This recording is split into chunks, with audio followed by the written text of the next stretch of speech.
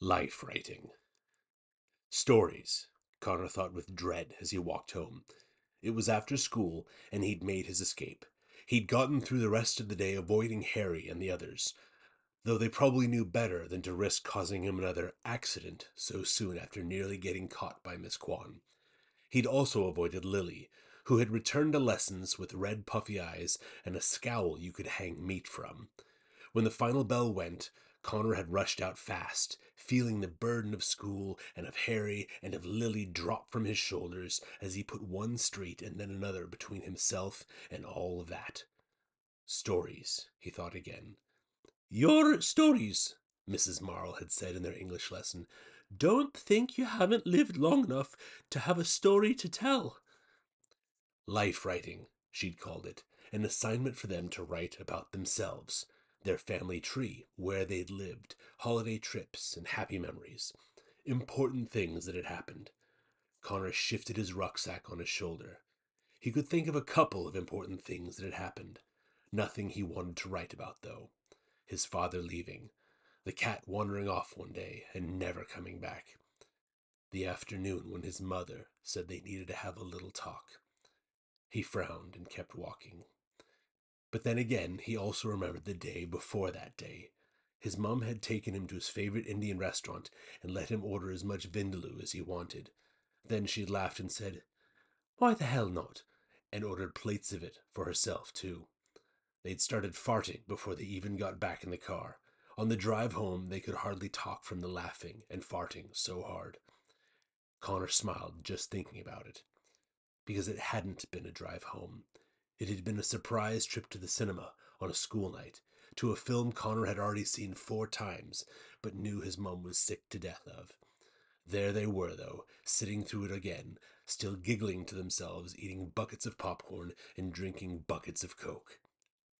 Connor wasn't stupid. When they'd had the little talk the next day, he knew what his mum had done and why she had done it. But that didn't take away from how much fun that night had been, how hard they had laughed, how anything had seemed possible, how anything good could have happened to them right then and there and they wouldn't have been surprised.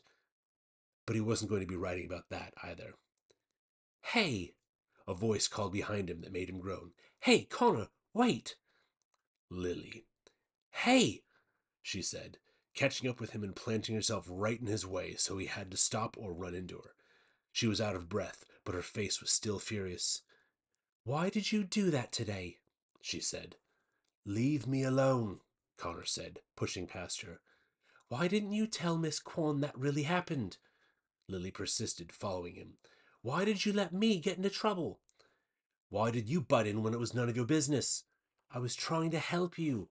"I don't need your help," Connor said. "I was doing fine on my own." "You were not," Lily said. "You were bleeding." "It's none of your business," Connor snapped again and picked up his pace. "I've got detention all week," Lily complained, "and a note home to my parents." "That's not my problem." "But it's your fault."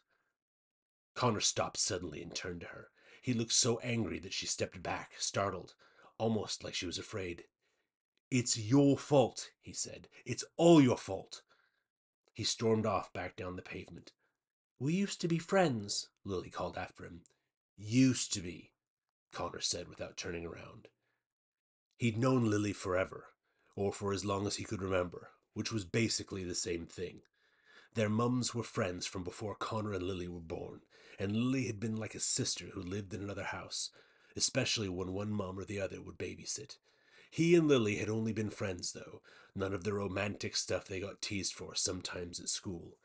In a way, it was hard for Connor to even look at Lily as a girl, at least not in the same way as the other girls at school.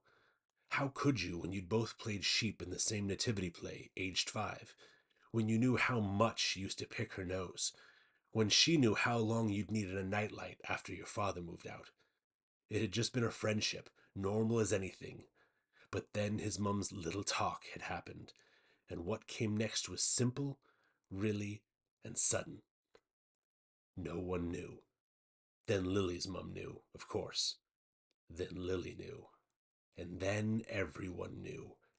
Everyone. Which changed the whole world in a single day.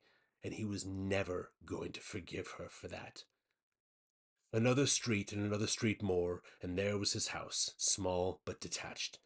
It had been the one thing his mum had insisted on in the divorce, that it was theirs free and clear, and they wouldn't have to move after his dad had left for America with Stephanie, the new wife. That had been 6 years ago.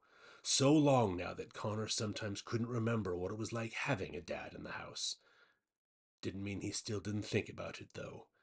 He looked up past his house to the hill beyond, the church steeple poking up into the cloudy sky, and the yew tree hovering over the graveyard like a sleeping giant. Connor forced himself to keep looking at it, making himself see that it was just a tree like any other, like any one of those that lined the railway track. A tree, that's all it was, that's all it ever was. A tree. A tree that, as he watched, reared up a giant face to look at him in the sunlight, its arms reaching out, its voice saying, "Connor!" He stepped back so fast he nearly fell into the street, catching himself on the hood of a parked car. When he looked back up, it was just a tree again.